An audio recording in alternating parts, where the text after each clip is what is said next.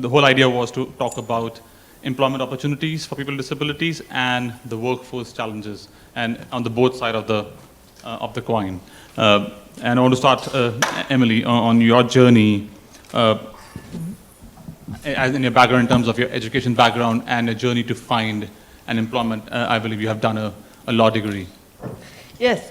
Well, once I graduated in 2001, but once I graduated, my journey to employment has been extremely difficult. And I mean, I did TAFE courses and things at TAFE, which focused mainly on accountancy. Then I sought to attempt to find employment, and mainly there was a lot of barriers to that, finding employment. And I think the main barriers probably were the wheelchair, because a lot of organisations, I didn't seem to get interviews, and rightly or wrongly, I thought that was mainly because of probably the wheelchair, because people see the wheelchair and then they sort of seem to run away. They want to help, but they don't know how. Focusing back on what Kane was saying, they'd love to help, but they don't know how.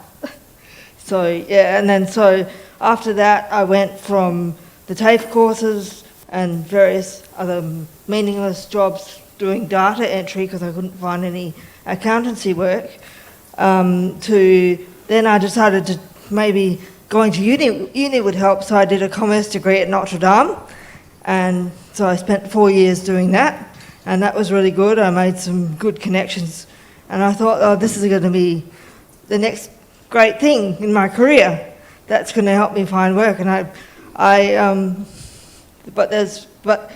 then spent 2 years trying to find work myself, because I'd had experiences with the disability employment agencies that weren't very positive, because every time I went to a disability employment agency, they'd sort of look at me and I think, rightly or wrongly, they have a preconceived idea of the jobs that people with disabilities can do, and I wanted to break down those barriers because I felt that I could contribute more to society. So their efforts, however well-meaning, weren't very successful with me.